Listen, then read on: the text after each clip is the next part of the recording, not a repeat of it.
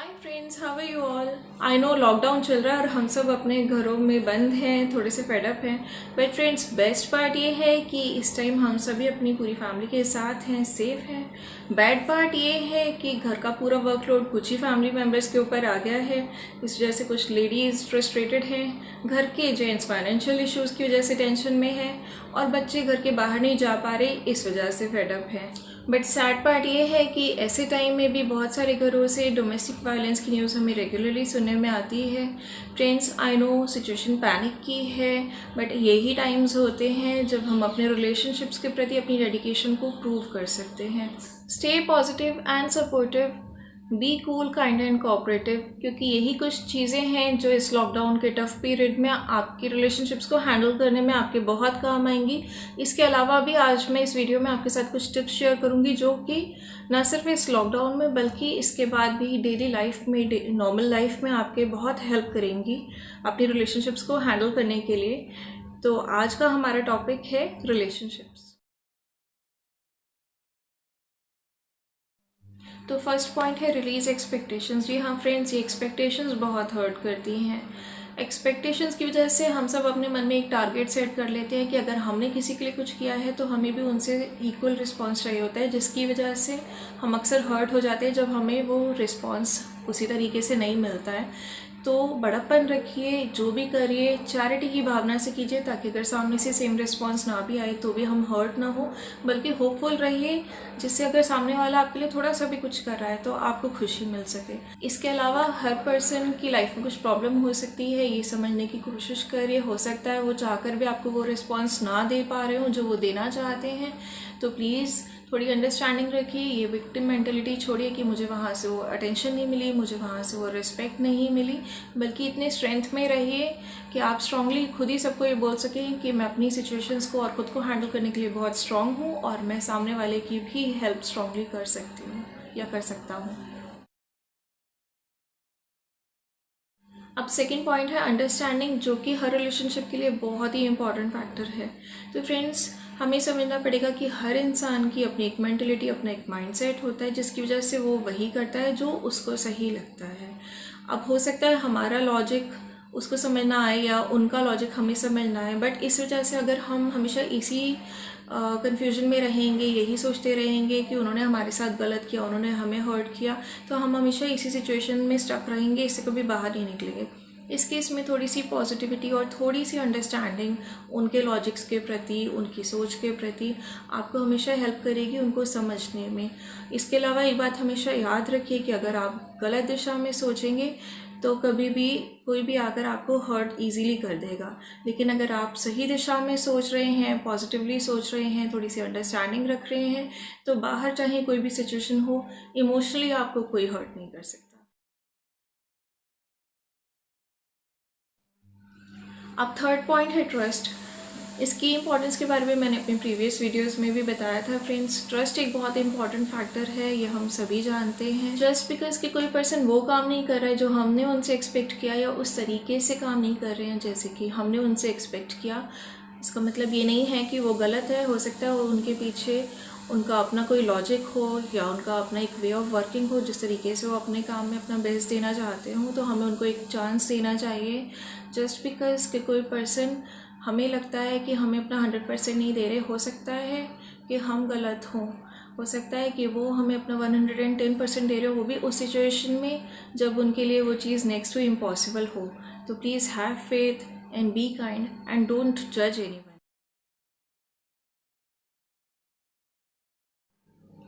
अब fourth point है never compare and accept. तो फ्रेंड्स, हम सभी डिफरेंट सोल्स हैं, हमें से कोई भी परफेक्ट नहीं है, हम सभी में कुछ अच्छाइयाँ और कुछ बुराइयाँ होती हैं। हमारा काम है कि हम उन अच्छाइयों को पहचानें, उनको एक्सेप्ट करें और उनको किसी से कंपेयर ना करें। हमारे फ्रेंड्स हो या पार्टनर्स, कोलीग्स हो या स्कूलमेट्स, पेरेंट्स, बच्चे, स्पाउस या कोई भी रिलेशनशिप, हमें किसी को किसी से कंपेयर नहीं करना है। हमेशा याद रखिए, हम सभी इंडिविजुअल सोल्स हैं, हम सभी की सोच एक दूसरे से अलग है, हम सभी के डिफरेंट थॉट प्रोसेस हैं, डिफरेंट बिलीफ सिस्टम है, डिफरेंट वे ऑफ वर्किंग है, डिफरेंट लिविंग पैटर्न्स हैं, डिफरेंट बिहेवियर है, डिफरेंट बैकग्राउंड्स हैं, और हमारी पास्ट लाइफ और करंट लाइफ के एक्सपीरियंसेस भी डिफरेंट है।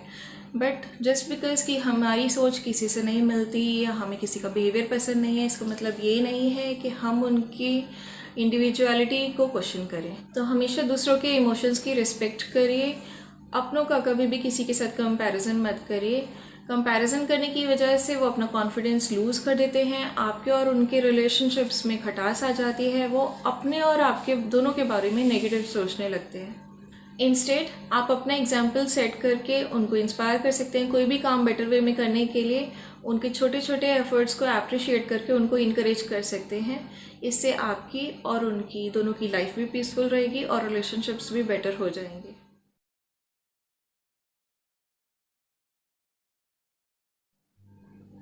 अब फिफ्थ पॉइंट है कम्युनिकेशन, जो कि बहुत ही इम्पॉर्टेंट है किसी भी रिलेशनशिप के लिए। फ्रेंड्स, होता ये है कि जब भी हमारा किसी से इशू होता है हम सबसे पहले बात करना बंद करते हैं, कम्युनिकेशन स्टॉप कर देते हैं। हमें लगता है कम्युनिकेट करने का कोई मतलब नहीं है, बट कम्युनिकेट ना करने से कभी भी कोई भी इशू रिजॉल्व नहीं होता। अपने आप को थोड़ा सा टाइम देना चाहते हैं, शांत होना चाहते हैं, उस बीच में कम्युनिकेशन नहीं करना चाहते, it's okay. But totally communication बंद कर देने से हमेशा इश्यूज़ बढ़ते ही हैं, कभी कम नहीं होते। अगर ईगो की प्रॉब्लम है तो प्लीज़ ईगो छोड़िए, क्योंकि ईगो आपको कभी भी किसी कंक्लूजन तक नहीं लेकर जाएगा। आप भी परेशान होंगे, आपके पार्टनर भी इससे परेशान होंगे, फैमिली मेम्बर्स भी परेशान होते हैं, बच्चों के आगे भी एक अच्छा कल्चर नहीं रहता घर में। तो ईगो को कभी भी रिलेशनशिप्स के बीच में मत आने दीजिए। इसके अलावा कई बार हम इस बात से भी डरते हैं कि अगर हम कोई सच या कोई बात अपने पार्टनर से कह देंगे, उनसे कम्युनिकेट करेंगे, तो हो सकता है हमारा रिलेशनशिप अफेक्ट हो जाए। बट अगर आपकी इंटेंशंस क्लीन है और आप अपने पार्टनर के बारे में अच्छा सोचते हैं, अपनी रिलेशनशिप को ऑनेस्ट रखना चाहते हैं, तो कोई भी सच या कोई भी बात कहने से डरना नहीं चाहिए। अगर आपके पार्टनर जेन्युइन है तो वो ज़रूर आपको अंडरस्टैंड करेंगे, आप पर ट्रस्ट करेंगे, आपको समझेंगे। अदरवाइज़ जो भी होता है हमेशा अच्छे के लिए ही होता है, इस बात पे ज़रूर ट्रस्ट रखिएगा। फ्रेंड्स, हम सब डिफरेंट इंडिविजुअल्स हैं, तो हमेशा पॉसिबल नहीं कि हमारी सोच दूसरों से मिले। इट्स ओके, डिफरेंसेस आते हैं, हर रिलेशनशिप्स में डिफरेंसेस होते हैं, बट कम्युनिकेशन स्टॉप करने से कभी भी आपकी प्रॉब्लम सॉल्व नहीं होगी। इससे रिलेशनशिप्स हमेशा और ख़राब ही होती हैं। हमेशा ऐसा होता है कि जब भी हम पैचअप या कोई भी डिस्कशन करने बैठते हैं, हम हमेशा पास्ट इंसिडेंसेस को बीच में ले आते हैं, जिसकी वजह से फाइट्स और भी ज़्यादा बढ़ जाती हैं, रिलेशनशिप्स और भी ज़्यादा ख़राब हो जाती हैं। तो मेक इट अ पॉइंट कि जब भी आप कुछ डिस्कस कर रहे हैं अपने पार्टनर के साथ या कोई भी पैचअप के प्रोसेस में हैं, तो कभी भी पास्ट इश्यूज़ को बीच में मत लाइए, इससे आपके बीच में प्रॉब्लम्स और ज़्यादा बढ़ जाएंगी। इंस्टेड आप एक फ्रेश स्टार्ट करिए, हमेशा ऑनेस्ट रहिए, पास्ट की मिस्टेक से लेसन लेकर आगे बढ़िए, जेन्युइनली अपने पार्टनर का साथ दीजिए, सपोर्टिव रहिए। जब आप हर रोज़ अपने रिलेशनशिप को एक फ्रेशनेस देते हैं तो रिलेशनशिप भी एनर्जाइज्ड हो जाती है और लॉन्ग लास्टिंग हो जाती है। अब सिक्स्थ पॉइंट है बीइंग क्लियर। जी हाँ, ये क्लैरिटी हर रिलेशनशिप के लिए बहुत इम्पॉर्टेंट है। हर रिलेशनशिप में एक सर्टेन लेवल पे हम सबके आगे ये क्वेश्चन ज़रूर आता है कि क्या हमें इसमें कॉम्प्रोमाइज़ करना चाहिए। तो अगर आपके पार्टनर की मिस्टेक से ज़्यादा आपका रिलेशनशिप और आपका पार्टनर आपके लिए इम्पॉर्टेंट है, तो थोड़ा सा झुक कर, थोड़ा सा कॉम्प्रोमाइज़ करके अपनी रिलेशनशिप को बचाना समझदारी ही है। इसमें कॉम्प्रोमाइज़ करने में कोई हर्ज नहीं, बल्कि जो भी रिलेशनशिप हमारे लिए अच्छी है we should definitely compromise to save it. बल्कि हमारे पार्टनर को और हमें जहाँ भी लगे कि हमें इम्प्रूवमेंट की ज़रूरत है, हमें ज़रूर इम्प्रूवमेंट कर लेनी चाहिए। बट अगर आपका पार्टनर आपको कोई थिंग्स टू डू लिस्ट दे रहा है कि ऐसा करो नहीं तो ये रिलेशनशिप एंड हो जाएगा, तो प्लीज़ देख लीजिए आप इस रिलेशनशिप में कंफर्टेबल हैं या नहीं, उनकी उस लिस्ट में कंफर्टेबल हैं या नहीं, आप रिस्पेक्टफुल फील कर रहे हैं या नहीं। अगर आप थोड़े भी अनकंफर्टेबल हैं तो please be clear with them कि आप क्या सोचते हैं, आप क्या चाहते हैं। ब्लाइंडली किसी की भी टर्म्स एंड कंडीशंस को अगर आप मानते रहेंगे तो एक पॉइंट पे जाके वो रिलेशनशिप आपको हार्म कर सकती है, वो इतनी सफोकेटिंग हो सकती है कि फिर फ्रस्ट्रेशंस की वजह से वो बहुत ही ख़राब नोट पे एंड होती है, बहुत ही वर्स्ट नोट पे एंड होती है। तो इसीलिए हर रिलेशनशिप में clarity is very important factor.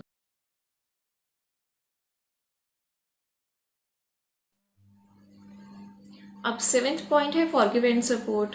तो किसी भी रिलेशनशिप को चलाने के लिए बहुत ही इम्पॉर्टेंट है कि हम पास्ट की मिस्टेक्स को माफ़ करें, उनसे सबक सीखें और अपने पार्टनर को सपोर्ट करते हुए लाइफ में आगे बढ़े, रिलेशनशिप को आगे बढ़ाएं। यही बात आपके बच्चों के लिए, फैमिली मेम्बर्स के लिए, पेरेंट्स के लिए, स्पाउस के लिए, पार्टनर्स के लिए या किसी भी रिलेशनशिप के लिए एप्लीकेबल है। जो रिलेशनशिप्स आज आपके साथ नहीं हैं, जिन्होंने आपसे वेज सेपरेट कर लिए हैं, उनको भी माफ़ करके हमेशा गॉड से उनकी अच्छाई के लिए प्रे करिए। और जो रिलेशनशिप्स आज आपके साथ हैं, उनको हमेशा हेल्प करिए, सपोर्ट करिए, उन पर ट्रस्ट रखिए, उनके लिए अंडरस्टैंडिंग रखिए, उनसे एक्सपेक्टेशंस मत रखिए। हमेशा होपफुल रहिए कि चीज़ें आगे और बेटर हो जाएंगी। अगर आपको लगता है कहीं वो गलत हैं तो उनको एडवाइस दीजिए, पर वो जैसे हैं उनको उसी तरीके से एक्सेप्टेंस भी दीजिए। वो हर काम कीजिए जो आपके और आपके अपनों के लिए अच्छा हो। उनको हेल्प करिए उनका पीस ऑफ माइंड मेंटेन करने में। उनको अप्रिसिएशन दीजिए, अफेक्शन दीजिए, time, space, love and care दीजिए। अगर वो जेन्युइनली आपको समझते हैं, आपसे अफेक्शनेट हैं, तो वो भी ज़रूर अपनी साइड से कोशिश करेंगे आपके साथ अपनी रिलेशनशिप को बेटर करने के लिए। हमेशा याद रखिए कि अनकंडीशनल लव ही एक ऐसी की है जो सिर्फ रिलेशनशिप्स को ही नहीं बल्कि पूरी यूनिवर्स को चलाती है। तो अपने हर रिलेशनशिप को अनकंडीशनल लव ज़रूर दीजिए, पर थोड़ा सा अनकंडीशनल लव अपने लिए भी रखिए। अपनी सेल्फ लव और सेल्फ केयर कभी भी मत भूलिए। थोड़ा सा टाइम रोज़ अपने लिए निकालिए। जो चीज़ आपको पसंद है उस काम को करने के लिए थोड़ा सा टाइम अपने लिए ज़रूर निकालिए। मेडिटेट रोज़ करिए। ये याद रखिए कि आप जब खुद खुश रहेंगे, खुद हील रहेंगे, तभी दूसरों को खुश रख पाएंगे, हीलिंग दे पाएंगे। So stay safe, happy, positive and blessed always.